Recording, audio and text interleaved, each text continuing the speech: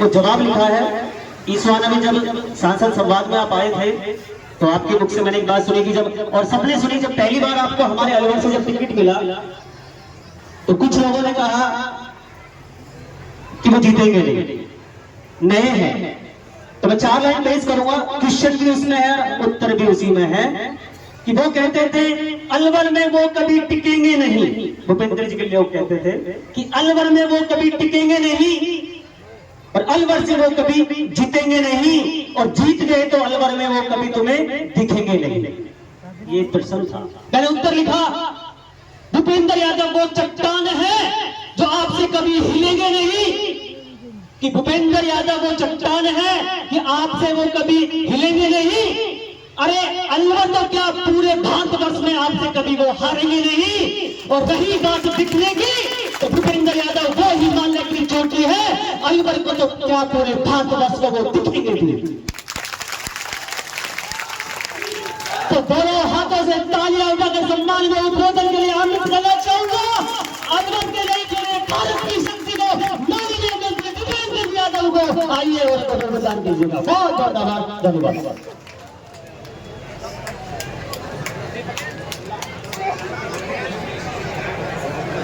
बोलो श्री कृष्ण भगवान की जय हो, बोलो गौतम महाराज की जय, बोलो भद्री बाबा की जय हो, अलेवा धाम की जय हो। सबसे पहले तो आप सभी को जन्माष्टमी की बहुत बहुत शुभकामनाएं। मेरा ये सौभाग्य है, बैठ जाओ, आप भी बैठ जाओ, बैठ जाओ, पीछे बैठ जाओ।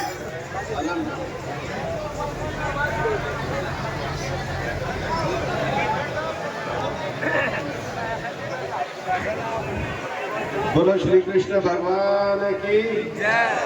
मेरा ये सौभाग्य है कि आज जन्माष्टमी के अवसर पर मेरे को अलेवा धाम आने का सौभाग्य मिला, और उससे भी बड़ा सौभाग्य मिला श्री श्री 108 महाराज बालकदास जी के दर्शन हुए, और उससे भी बड़ा सौभाग्य ये मिला कि उनकी तपस्थली भी लगी। मैं अपने चुनाव के दौरान उकेरी में उनके दर्शन करने गया था। महाराज जी ने मुझे आशीर्वाद दिया, और आप सब लोगों के आशीर्वाद और सहयोग से मेरे को अलवर सांसद बनने का सौभाग्य मिला। और इसके लिए भी मैं बुलेरी पंचायत और आसपास के सभी मेरे बुजुर्गों को प्रणाम करता हूँ, माताओं बहनों को प्रणाम करता हूँ, आपको बहुत बहुत धन्यवाद देता हूँ। मेरे साथ आज हमारी पार्टी के जिला अध्यक्ष भाई अशोक गुप्ता जी, दौसा के विधायक भाई भागचंद जी, आप सबके बीच में रहने वाले भाई बनाराम जी, भाई इंदर जी, सभी साथी बनवारी जी, देवकरण जी, सभी साथी भाई रोहतास जी, सभी साथी यहाँ पर उपस्थित हैं। हम सब लोग जन्माष्टमी को मनाते हैं। भगवान कृष्ण जगत जगदीश्वर है, वो पूरे संसार के हैं, और हम लोगों का सौभाग्य है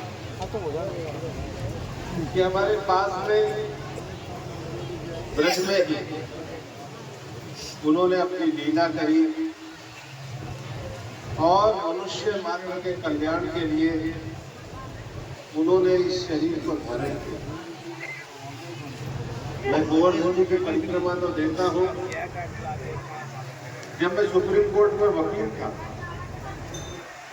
तो मैं लगभग बिहारी जी के दर्शन करने जाता था। एक बार शाम को 4 बजे दर्शन के लिए मंदिर खुला नहीं था, तो मैं ऐसे ही बाहर सीढ़ियों के ऊपर बैठा हुआ था, तो एक बहुत बुजुर्ग गांव के आदमी आए। मैंने उनको कहा आप भी दर्शन करने आते हो? बोले मैं भी दर्शन करने आता हूं। तो मैंने कहा क्यों आता? उन्होंने जो मुझे कहा, मेरे सुप्रीम कोर्ट के वकील को भी आंखें खुल गई। उन्होंने कहा बाबूजी आप तो दिल्ली से आए हो, हम तो इतना ही जानते हैं जहाँ अजन्मे ने भी जन्म लिया उससे बढ़कर के संसार में कुछ हो ही नहीं। वो अनंत तो केवल ईश्वर है। और इसलिए महाराज जी तो बहुत ज्ञानी थे। महाराज जी का ज्ञान के साथ अपने भी अधिकार है। दुनिया में सबसे बड़ा विषय जो है जिससे आदमी परेशान रहता है वो उसका अपना मन है। मन के हारे हार है, मन के जीते जीत। और मन भी पातांजलि कहते हैं उसकी वृत्ति 5 प्रकार की होती है। या तो वो चंचल होता है, सुबह से शाम तक कुछ ना कुछ सोचते ही रहते हैं, कुछ ना कुछ ख्वाब घूमते ही रहते हैं, कुछ ना कुछ दुनिया और संसार में लगे ही रहते हैं। या वो लड़ाई झगड़े में रहता है, विक्षिप्त रहता है, या वो मूर्खता के काम करता है। इस मन के आकर्षण को अगर कोई बांध सकता है, इस मन को एकाग्रता में कोई बांध सकता है, इस चित्त को कोई रोक सकता है और आदमी को सही मार्ग दिखा सकता है, तो वो केवल श्री कृष्ण और श्री कृष्ण के नाम का संकीर्तन नहीं। वरना इस मन को कोई रोक नहीं सकता। हमारे झगड़ों का भी कारण यही है। और मन को एकाग्र करके जो आगे बढ़ता है वही संसार को सही जान सकता है। और इसलिए मैं तो देश भर में घूमता हूँ। अभी कुछ ही दिनों पहले मेरा द्वारकाधीश जाना हुआ। भारत के पश्चिम में चाहे द्वारकाधीश हो और चाहे हमारे देश के पूर्व में मणिपुर हो, हर जगह कृष्ण का अर्थ है जिसके पास आकर्षण है। आकर्षण किस चीज का है? जो हम समझ रहे वो नहीं है। आकर्षण मन को बांधने का। और इसलिए मेरे को जब ये कहा भी, और हम सब लोग गांव में भी हरि कीर्तन की बात करते हैं, उस समय के लिए अपने मन को, अपने चित्त को हम एकाग्र करते हैं। आज देश और दुनिया में हम नई नई समस्याओं की ओर जा रहे हैं। कुछ दिनों पहले हमने देखा कि हमारे पड़ोसी दुश्मन देश ने 26 लोगों को केवल इसलिए मारा कि वो एक धर्म के थे और इस देश के नागरिक थे।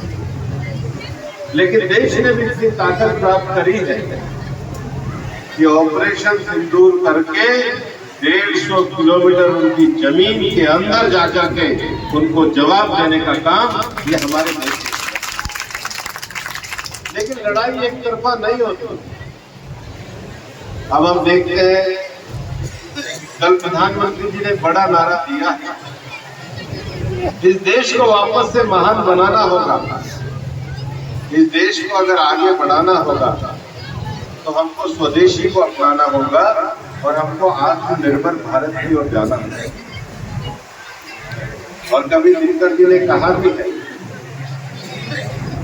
कि वसुधा का नेता कौन हुआ, इस जग का नेता कौन हुआ, ये धर्म विजेता कौन हुआ, जिसने न कभी आराम किया, विघ्नों में रहकर काम किया। जो संकट में रहकर के काम करे। और भगवान कृष्ण का तो जीवन ही ऐसा है। ऐसा किसके संकट आता है कि बालक पैदा हो और अपने माँ बाप से बिछड़ जाए, और उसके बाद वे यात्रा ऐसी तय करें जिसमें जबरदस्त बारिश हो और छोटे से कृष्ण को पूतना से लेकर कितने प्रकार के संकटों का सामना करना पड़ा। और इसलिए लीलाधारी कृष्ण गुजरात में जाके जहाँ द्वारकाधीश बने, वहाँ जीवन का सार उन्होंने कुरुक्षेत्र में गीता के रूप में हमको दिया। आज दुनिया में भगवत गीता के सांख्य योग से प्रेरणा पाकर लोग अपने जीवन का को पार कर रहे हैं।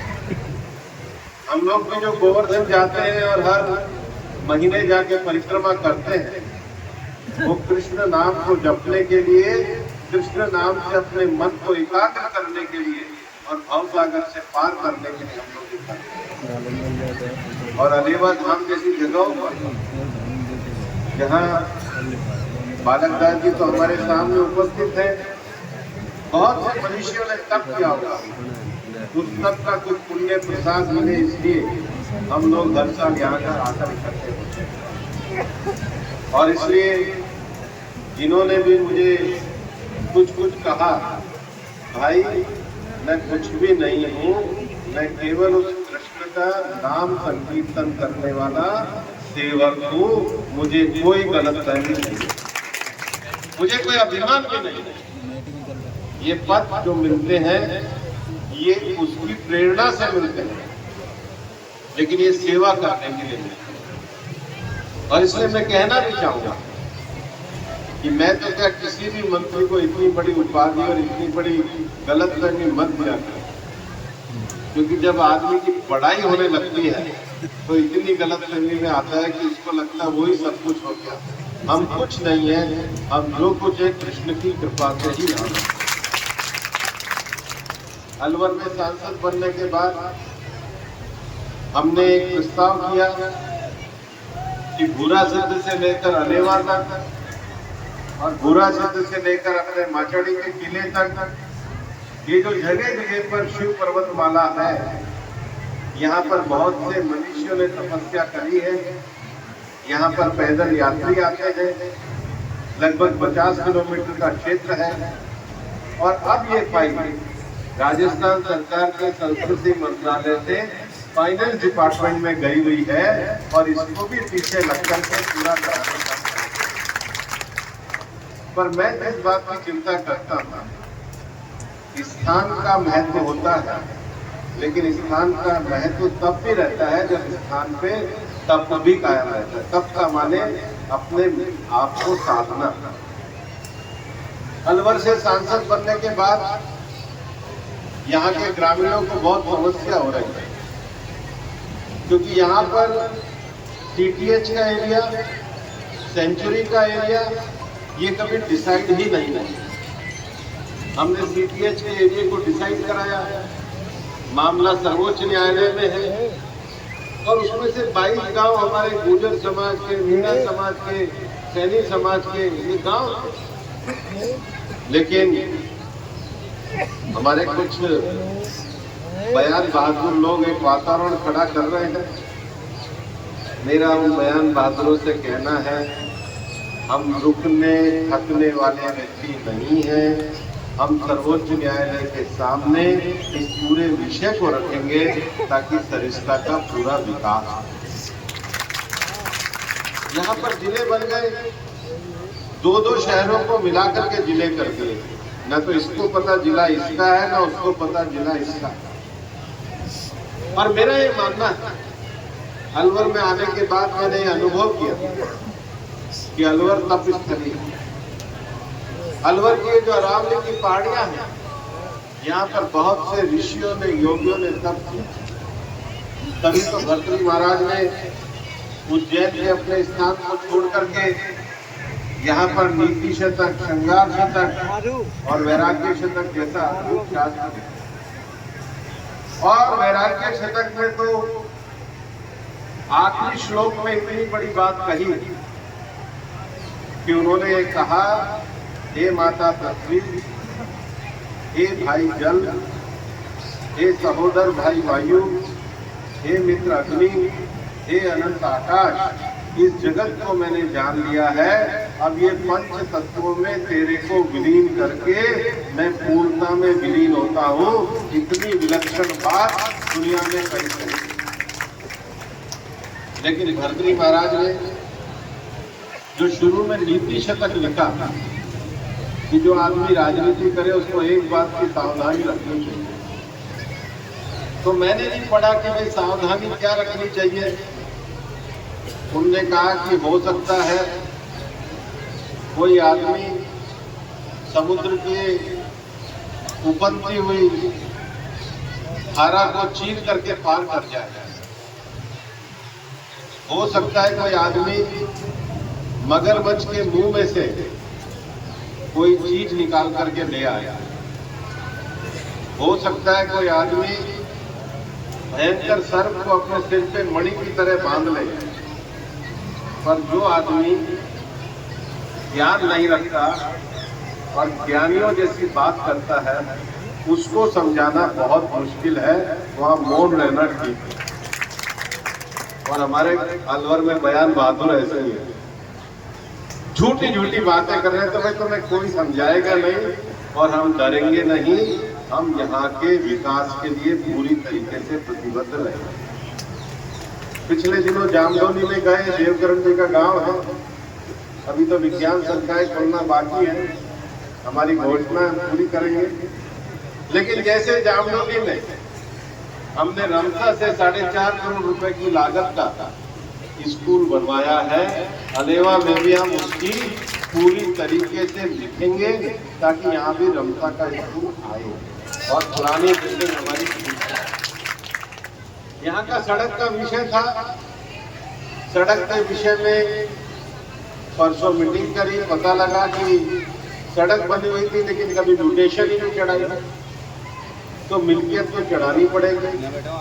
मैं कलेक्टर साहब से खुद बात करूंगा, हम इसकी म्यूटेशन ठीक करा के और सड़क को भी दुरुस्त कराने का काम, ठीक कराने का काम करेंगे। मैं अलेवा धाम में आपके सामने कह करके जा रहा हूं। मेरा ये मानना है कि अकेली शिक्षा कुछ नहीं कर सकती। पढ़े लिखे आदमी भी हमने गलतियां करते देखे हैं। शिक्षा के साथ जब तक नैतिकता ना हो तब तक शिक्षा का महत्व नहीं होता। और इसलिए हमारे यहाँ 2 तरह की विद्या कहते हैं, परा विद्या और अपरा विद्या। इस संसार के लौकिक व्यवहार को जानने की विषय और परमार्थ को जानने का विषय। मेरा एक आप लोगों से आग्रह रहेगा, आपके गीत बहुत अच्छे हैं, आपके भजन बहुत अच्छे हैं, 50% गाया करो और 50% डीजे पे सुना करो। गाने से मन में संकल्प आता, बोलने से मन में भाव जगता है। अब ये 100% डीजे बंद करो भाई, और कम से कम अलेवा धाम जैसी जगह पे ये संकीर्तन, ये नाम महिमा, ये कृष्ण नाम महिमा। और आप इसको ऐसा मत समझना कि ये मैं आपको कुछ बताने के लिए कर रहा हूं। मैंने दुनिया में देखा, मैंने दुनिया के बहुत देशों को घूमा हुआ, मैं बड़े से बड़े लोगों से मिला हूं। बड़ा आदमी भी बेचैन होता है, बड़े आदमी को भी नींद नहीं आती, बड़े आदमी के भी बीपी रहता है। और जो नामधारी व्यक्ति होता है, जिसको ईश्वर की कल्पना होती है, वो छोटा काम करके भी बड़े से ज्यादा सुखी रहता है। संसार में जो सुख है वो ईश्वर के नाम है। और इसलिए दोनों चीजों का बैलेंस रखना होगा। हमको अपने देश को भी महान बनाना होगा, हमको अपने देश को शिक्षित भी करना होगा। और मेरा ये मानना है विकास के काम आप सबके साथ मिलकर के चलते रहेंगे। बाकी रोहतास जी ने जो विषय कहा उसके तो मैंने जवाब दे ही दिए हैं, बनाराम जी के भी दे दिए हैं। और बोरिंग तो मैं था, बोरिंग में अपने एमपी लैंड से कल ही लेकर लिखवा करके और इसको करवाने का काम करेंगे। मेरा बहुत अच्छा लगा आप लोगों के बीच में आके। मैं वापस से कहूँगा, कृष्ण जन्माष्टमी मध्य रात्रि के समय आना, कृष्ण जन्माष्टमी जेल में भगवान का पैदा होना, कृष्ण जन्माष्टमी जेल की दीवारें टूटना, कृष्ण जन्माष्टमी अपने माता पिता को छोड़कर संसार के कल्याण के लिए ईश्वर ने अपने शरीर का धारण करना, ये अजन्मे ने जो जन्म लिया, ये बहुत बड़ा समय है। इसको कुछ चिंतन मनन और भजन में भी लगाओ ताकि वो सबका कल्याण करे। ऐसी मेरी शुभकामनाएं हैं। बोलो बोलो भगवान कृष्ण की जय हो।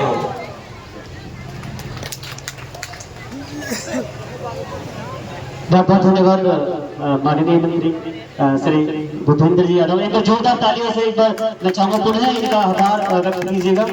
और